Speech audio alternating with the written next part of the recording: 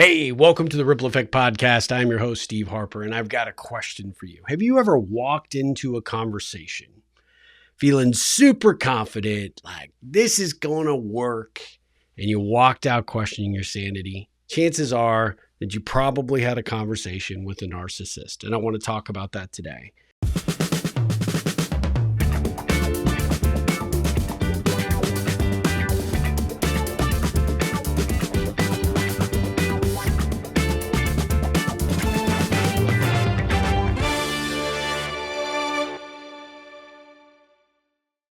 Have you ever found yourself trying to resolve a conflict or, be in conversation with someone that somehow makes it all about themselves? This is a challenge. And it's one of those things that I think more and more of us are starting to encounter. And I wanted to have a deep dive conversation about this because I do think that it's important. I think people are dealing with it, and I think people are struggling to figure out how to make it work. Sometimes we can't avoid conversations with narcissists. Sometimes we may be forced to work with these people. They could be our boss. They could be our coworker. They could be that super important client. I think I've checked all the boxes in terms of being exposed or around a narcissist in my life and in my work. And it's hard. It's difficult, especially if you're someone like me that's kind of introverted and shy. It's like you can be a shrinking violet in those circumstances. I asked the Google for an official definition, and Google delivered so perfectly because a narcissist, there's a lot of clinical definitions. There's a lot of explanations. There's different types of narcissists. I'm not going to get into all that. What I want to do is talk about what we do when we deal with them. But Google provides this definition based on dictionary.com. Actually, I think it's the Oxford Dictionary. A person who has an excessive interest in or admiration of themselves. Ooh, yeah. Okay. So I got some notes here. I just want to make sure I follow along. So pardon me if you see me looking down a little bit, but I want to talk about in this episode, how you deal with it, right? How do you protect your energy in these conversations? How do you communicate strategically in those moments? How do you maintain your integrity and not become the shrinking violet that Steve Harper has done and become so many times around all these narcissists? And then how do you create a productive outcome when possible? Now, here's the key. When possible. It may not always be possible with a narcissist, but I promise you, if you at least go into that conversation kind of knowing who you're dealing with, that there may be hope yet. You can't control somebody else's personality, but you can control the ripple of the interaction with them. And so one of the things that I want to talk about is how to create, many things I want to talk about is how we create an environment where we can actually sort of coexist with this narcissist if we can. Now, you obviously control your environment. One of the things that I would tell you if I was coaching you would be, do you have to be around this person who rubs you the wrong way, that is all about them, all about their drama, not ever concerned or caring about your situation? It's all about them, right? If you can, the best medicine is to extricate yourself from that situation completely. But that may not be possible. You might be married to this person. You might be dating this person. You might be neighbors with this person, or you might have to work or depend on your livelihood because of this person. So one of the things that I think that you can do is look at the circumstances and define, am I in a capacity to remove myself? And if not, how do I make the best of a bad situation, right? Because avoiding these people it's probably not possible. You're going to have to interact and you're going to have to engage them. So one of the things is about redefining the goal, right? When you're dealing with a narcissist, the goal for you is not to win. It's not to get them to admit that they are wrong or that they're at fault, because it will never happen. And your job is not to change their personality. And honestly, your job is not to gain their validation. That is one of the control pieces that I want you to think about. Their opinion of you is probably so far down the ladder in terms of where they prioritize. Sorry, I'm going to take a little coffee here before it gets a little too cold. Dang, I need to hit that microwave. But your goal is to try and make the best of the worst situation that you can. The goal, I think, number one, is to protect your peace. One of the ways that you do that is knowing what you're going into, right? It's like, hey, I'm not going to let this person get under my skin. I'm not going to let them aggravate me. I think being willing to clarify some boundaries about what's acceptable and what's not acceptable, having the confidence and the courage to do that, and then trying to move the conversation forward strategically.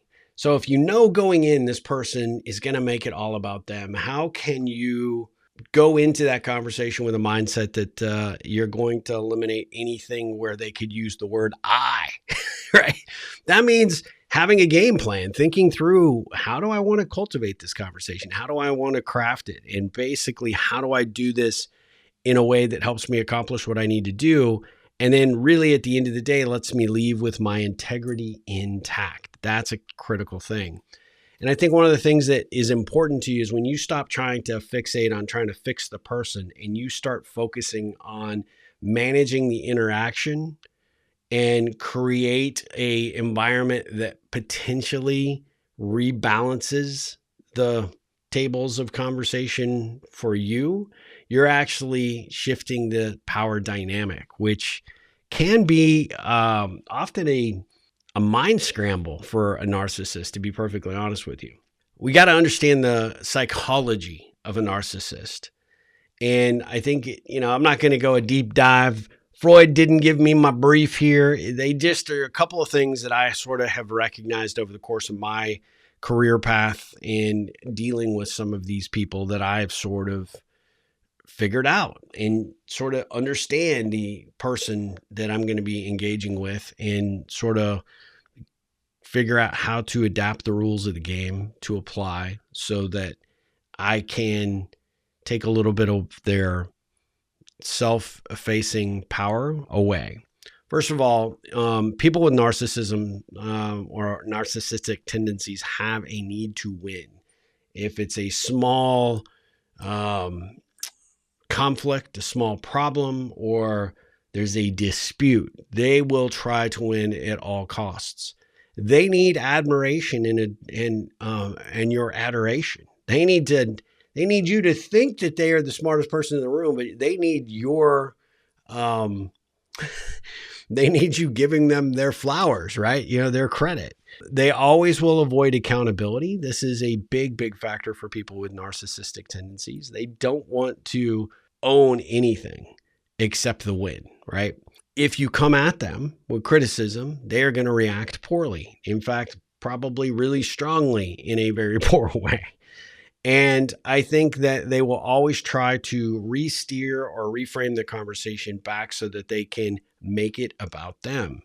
So that is one of those key things that you need to know going in. So if I kind of lay the groundwork and kind of understand, what it is about this person that makes them show up the way they do, that means that you can do some things differently.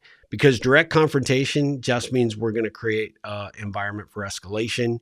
If we attack them, they're going to perceive that as an attack on their ego, which is going to automatically throw up the walls of defensiveness. And when we publicly challenge them, like you make them look bad in front of another person or in a meeting, they will declare all out war on you. You don't want that. So understanding this isn't necessarily excusing the behavior away, but it is understanding the rules of the game. And that's strategic awareness, which I think for good communication, you sort of need that. I tell that to people that are just out there building their network or integrating into a new team, whether they even know the personalities yet or not. Be an observer of them, understand and see how they interact with other people. Ask a few questions to see how they respond and react. In this case, we know that we're dealing with a narcissist, so we know we're like, I would rather just do anything other than get involved in this conversation with them, but I'm going to do it because I have to, or I'm legally obligated to, or whatever. So how do we do that? How do we go about that now that we know what we're dealing with? Well, we need to come up with some strategies to turn the tide in our favor. Now, these are not, scientifically proven. These are things that I have employed in my own life dealing with these psycho bastards. No, just kidding. With these people who are, let's be honest, they're narcissistic for a reason, right? There's a reason that they became the way that they did. Maybe their parents didn't love them. Maybe their parents didn't, give them the credit that they thought they deserved, or maybe they got too much credit. Maybe they're like put on a pedestal and, life just was handed to them. I know a guy I went to high school with that is the most narcissistic individual ever, because from the moment he hit the elementary school, he was lauded as probably the God's gift as an athlete, and everything sort of fell lock and step for him, which then gave him the empowerment to act like a horse's ass. So fortunately, I don't have to deal with him on a daily basis or even talk to him for any length of time, which means that I don't have to come up with these strategies to have a conversation with him. But if I did, these are some things that I would suggest. First and foremost, don't call them out. Don't attack their identity. Focus on your outcomes. Instead of like saying things like, you always make everything about yourself. That's a direct, immediate attack. It's also our defense mechanism. Like, I don't know how we started talking about, pink kerfuffles, but somehow you turned it into a deal about you. Like you were the inventor of the pink kerfuffle. Doing that just backs them into a corner, which means all you're setting yourself up for is a fight or a war. But what you do is, instead of say something like that, here's what needs to happen to move forward. Like, you're kind of taking the attention and the focus off of them when they start to generate it back towards them. Like, I was the one who decided we would bring in the pink kerfuffles. Look at me. I am the greatest. You got to shift that, right? Like, hey, here's what needs to happen so that we can take advantage of those pink kerfuffles to maximize our productivity and get some wins for us as a team. I don't know what a pink kerfuffle is. I'm just making it up as I go. But you're basically shifting right now the emotional accusation into a solution-oriented clarity, right? Creating a plan, saying it's not about you. It's about the pink kerfuffles, and it's how everybody else in the company is going to use the pink kerfuffles. I have no idea why I came up with this pink kerfuffle situation, but we're going to run with it, okay? Use calm, and I hesitate to use this word because people have different definitions of neutral language, but emotion fuels a spiral, and it's a downward spiral in a big way when we are in high anxiety conversations. So the first thing that you have to do, and it's one of the important ripple disciplines anyway, before you go into any great conversation, is to regulate yourself first. Check in, calm yourself, recognize that this isn't a battle, it's a challenge. Recognize that this has the potential to have a positive outcome if you lead it there. Understand they're going to say and do some things that are going to annoy the shit out of you, and that's okay. It's temporary, right? And say to yourself things like, I want this to work. I have to have this work. I want to focus only on the outcome. The pink kerfuffle is a priority for us. We need to figure it out. We need to know how to leverage it. I need to focus on what the outcome of this conversation is, which is how do the two of us come together to figure out a strategy for deploying the pink kerfuffle. And I still think that is a bad example, but we're going to continue to run with it. And then it's about helping me understand their way of thinking and their way of approaching things. Because when I can do that, when I can actually start to understand as I walk into that conversation, then I can start to say things and do things a little bit different. That is important because regulating yourself not only calms your nervous system, but also sets yourself at ease. It helps you understand how to show up with neutral, but open body language, as opposed to like, oh my God, he's going to go off on that again. I found myself having this situation yesterday with someone who just always goes into way too much detail about something. And I could feel my eyes rolling in the back of my head, and I stopped myself. I got myself back, focused, concentrated, listened to the words they were saying. And I know, because my body language was not saying, oh my God, I'm not going to get to say another thing for another 5 minutes.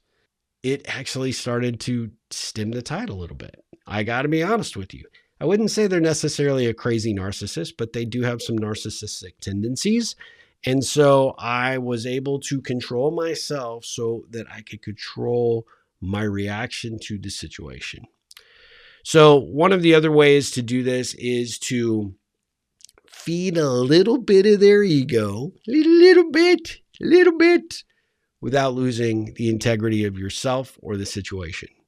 This one really surprises a lot of people, because they think, oh my gosh, why would you lean into that? Well, you don't have to flatter them dishonestly, but if this individual in this case brought in the suggestion of the pink kerfuffle, maybe they did all the legwork to get the pink kerfuffle implemented or started. There's nothing wrong with recognizing that. It was such a great idea for you to bring in the pink kerfuffle. Now let's find a way collectively to figure out how to leverage it so that everybody understands how to make it work. And so that's a big factor. The other one would be, you can acknowledge their strengths to lower their defenses. You had such great vision to bring in the pink kerfuffle. Man, I would never in a million years thought of that. And you think the team would have thought of it? No way. It had to be you.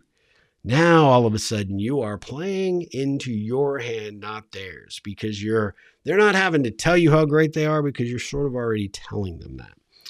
And I think that's a huge, huge, huge, huge thing. I would say being in a position to be able to tell somebody that they are really good at seeing the big picture, recognizing situations as they evolve, seeing where and why we are doing something, giving them a little bit of credit can be really powerful. And whatever that positive is that you're going to share with them, what you're going to do immediately following that is then you are going to say, and what I would like is to get your input on this. How do we implement? What do you suggest? How do you think we should do it? Focused on the outcome, the objective, not them as much, right? We're shifting it. When someone feels respected, recognized, acknowledged, they often become less reactive, even a narcissist. And this is tactical generosity, not surrender on your part. This is probably pointing out some things that are actually accurate and true, that you for a million years would never want to publicly acknowledge. But by doing so, you are creating an avenue of opportunity, an opportunity for them to be like, oh, I always liked that Steve guy. He's one of the only people out of all these idiots that know who I am and what I'm about. He gets me. And narcissists, when they feel they're gotten, have less tendency to actually display their narcissistic behavior to somebody that they have now sort of internally put on a different level of respect. Now, you may have people that will then go off the reservations and they will send up their little test balloons. Sorry, this thing's beeping because we got another camera that just went dead. Should have checked it. But they actually kind of like, oh, wait, what's going on here, right? Nobody ever agrees with me and everybody like runs from me and this doesn't seem like it's going well. And so I need to do something, say something, create a situation so that I could try to get back control, wrangle it back and make it about me. So don't take that bait. When this starts to happen and you see them putting up those test balloons or they're saying something for effect or they're trying to do something to derail the conversation, redirect it back into the objective. Understand, that they are trying to create a sense of superiority in these situations, and that becomes a problem. I think what you do is you don't take, when they start to like take it off the track, don't take that bait. They may throw blame your way. They may, I had such a good idea to bring the pink kerfuffle in, but it was you that was responsible for implementing it. Nobody likes it because you didn't do a good job selling it, right? It'd be easy for us to start putting on our gloves, get ready for the boxing match that is going to ensue, right? Don't do that. And then there's the gaslighting. Like the gaslighting is like, oh my gosh, like they are trying to make you feel like you're the idiot in this situation. Narcissists are freaking gifted at this, right? Always flipping the script in that regard. And then somehow, some way, they will bring up something that's so unrelated to the pink kerfuffle. But like, 7 weeks ago on a Tuesday, when you were actually supposed to deliver on that project, you dropped the ball so bad and you made us look like such an idiot in front of the client. They're trying to take you off your game. It's part of their narcissistic credo. They want to be able to wrangle back the control in the present day situation by trying to make you distracted or defensive to take you off your game. So don't do it. So what do? What's your move in those situations? Return specifically to the issue calmly. What's our goal? What's our objective?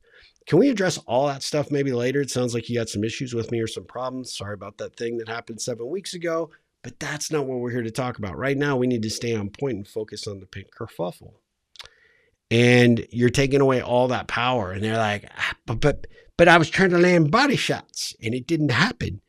And what it is it's a state change, right? You're basically scratching that record where they can't continue to play the tune the way they want to play it. You're basically being like, hey, look, if you got issues and you want to talk about the project or you want to talk about, any of those other things that you raised, fantastic. None of that has anything to do with the pink kerfuffle thing. So let's get back on point. Let's focus on that. But I'd be happy to have that conversation with you later about the other thing. They freak out. Okay. Use I statements strategically. Not like you're being unfair. You are being unfair, but I feel dismissed with decisions when decisions are made without my input. And you're trying to leverage strategy around the kerfuffle here, right? The pink kerfuffle, but you're not really including me. And like you said, you were the brilliant genius to acquire it and to bring it into service here. And my job and role is to get it implemented and get it going. And I need your help in order to do that. So you're bringing them to the same side of the desk with you, but you are limiting their ability to make it all about them, right? So focus less on you and the I statements that involve you, but find a way to actually make it more strategically aligned with the conversation that you are intending to have. That's a huge factor. And it kind of lowers their attack energy, or lowers the possibility that they can sink their teeth into something because you're taking away all that power, but it's still stating where your mission is, what your goal is, what your objective is. And that has an impact as to what happens next. So the other thing is really to look at these conversations with setting boundaries without creating unnecessary drama. Boundaries aren't emotional speeches.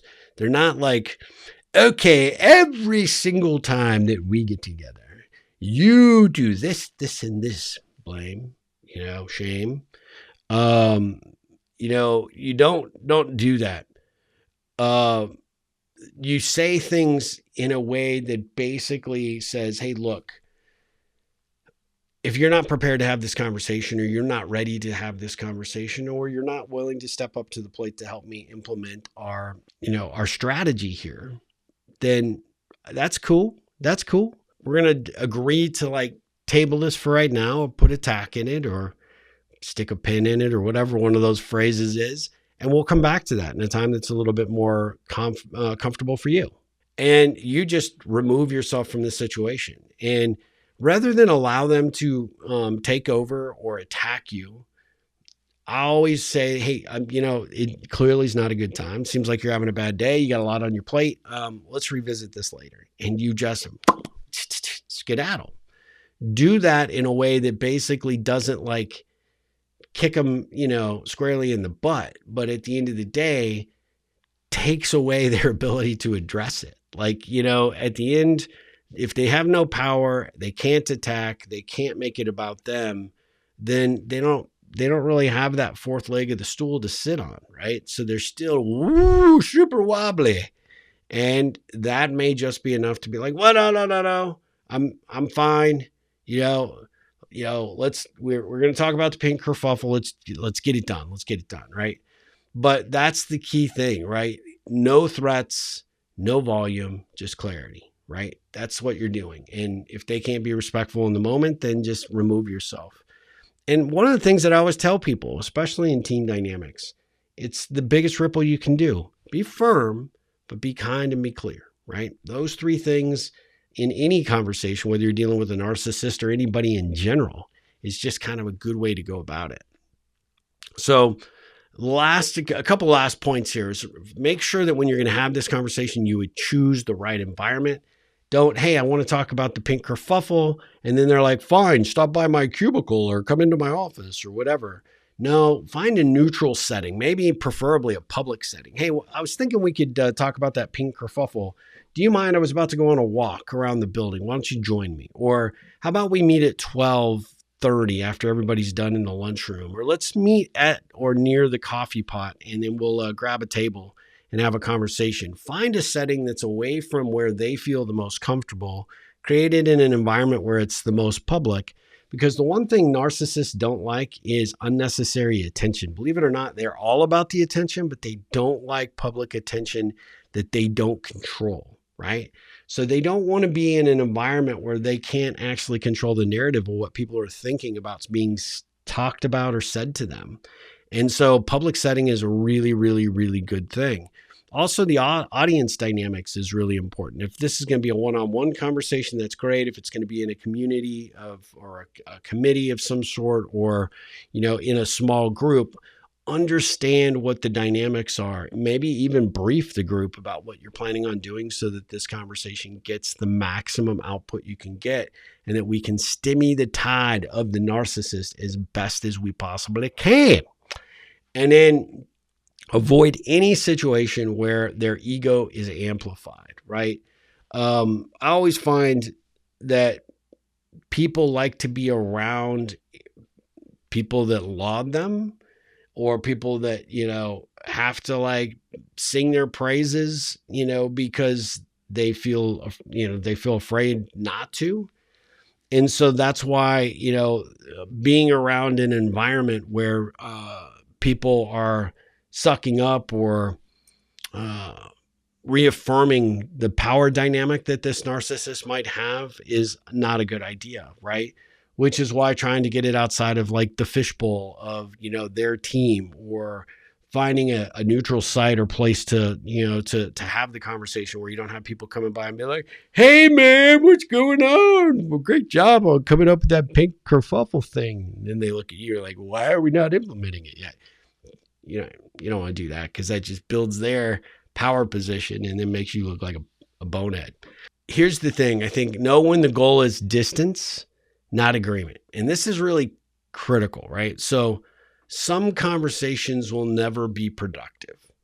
But in business and leadership, sometimes your win is about limiting exposure, creating systems instead of emotional appeals, and changing communication channels, right?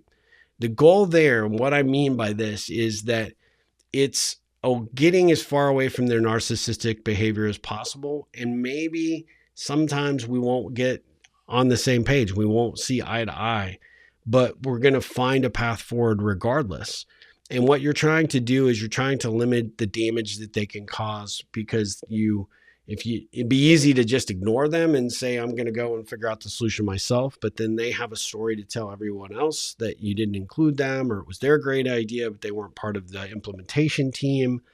They weren't part of the PTA committee, whatever the environment is, right? So you want to limit that exposure. You want to give them an opportunity to have a seat at the table, but you also are kind of laying the groundwork here about how and what is going to be expected and what is going to be tolerated as far as behavior. And then you're basically focused on creating the solution or the system to create the solution, not just being like, come on, man, you got to get behind this because, you brought it in, and, you need to be on board because everybody else is going to look to you because you brought it in. you're basically changing that power dynamic. You're giving them too much credit. So you don't really want to do that. You don't want to like do any emotional appeals there. And then maybe it makes sense just to change how you communicate, right? Hey, let's talk about this. Let's set some priorities. And then from here, I think we can accomplish everything through email or Slack so that you can avoid, any unnecessary riffraff that occurs or happens. So that's something definitely to consider. So, I think that there are a couple of critical points there that I think really, really help and make a huge, huge difference. I would be curious to see what you think, because, these are things that have worked for me. These are strategies that I've learned and tried to perfect over the years. But, sometimes not every stone needs to be thrown in every pond. You're not going to ripple with everybody. You're not going to win them over. They're not always going to be the nicest, friendliest people in the world. That's not going to happen. But I think that when you do that, what you're doing is you're bringing your A game to the table, right? Which actually leads me to the other part, which is sort of understanding how and why you want to do this, which is really sort of creating barriers to protect your own energy, your own emotional fortitude, because these conversations have an emotional toll. They can be exhausting. And the thing that I think that is really important for you as you're hearing this and thinking about your own circumstances is it's not your job to manage somebody else's ego, right? Despite what you might think, that is not the responsibility you signed up for. Even if you're employed to work with a narcissistic egomaniac boss, it's not your job to manage their ego. It's not your job to fix them personally, which I think as a fixer myself, that becomes a real hard one for me, because I want to get people to like me. I want people to get along. I want to collaborate with people, and I want to show people a better way than just being difficult or always making it about themselves. But not every person is fixable, right? So I need to be cognizant of that I can sort of set some ground rules. I can set the environment and the situation in motion as best as I can to try and have the best possible outcome, but I may have to take some losses along the way. And one of those losses will be, I may not ever get across to this person what they're doing or how they're doing it. I may not be able to change them in any way. And this is the most important, that I may never convince them of my value, right? I might be the implementer for the pink kerfuffle. I might be the person that was chosen by the CEO to implement that. But they will never respect or give me any due acknowledgement, because it's just not possible. So why I would worry about whether they value me or they respect me or appreciate me is really giving way more power, my power, away than I should. What you are responsible for is, however, the ripple that you create in every opportunity to engage with this person. Did you bring your best to that table? Did you do your level best to make it as best a possible outcome as you possibly can have in conversation with this narcissist? Which means you have to control your tone, you have to know your boundaries, and you really have to understand how to leave yourself with self-respect. Don't give up on yourself, because that is one of the most important things to do. So that I think is probably the biggest factor, is that I want to be able to say that I gave my all, I did my best. May not have worked out the way I expected it or wanted it, but I at least went down fighting, right? I went down doing the very best that I could, and I can walk away from this situation with integrity and appreciation for it. So narcissists are everywhere. Oh my God, they're everywhere. But they are probably one of the most interesting challenges that we'll have to ripple with. But if you can turn them, you could do, man, you're doing God's work right there. Let's just say it. You're doing some really, really good stuff. And I have, in my own experience, turned several narcissists into really good friends. People that I could have just easily wanted to strangle or hate on for the rest of my life. But I tried these things, they worked, and the payoff was worth the pain.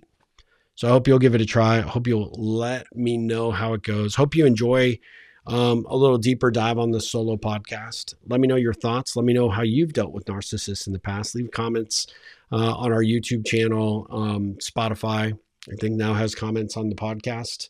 And if there was anything that really stood out to you and that you're going to go try, I would love to hear from you. So drop me a line, steve@ripplecentral.com. But I don't want to make this about me. I want to make it about you. I want to have a positive outcome. So I'm not accusing you of being a narcissist, by the way. I'm just saying. But thanks for listening. Thanks for being here. Thanks for paying attention to this. Thanks for being a part of this journey and this ride. If you like this great content, please be sure to share it. Let people know. Check out this podcast, not only for when Steve does these very few and far between solo podcasts, but he's got some amazing guests. And don't forget to check out our subscriber channels on Patreon, Substack, and of course our Connect and Grow Ripple coaching program. Until next time, my friends, don't be a narcissist. And if you do find one, be a good rippler and ripple away with that narcissist. Until next time, ripple on.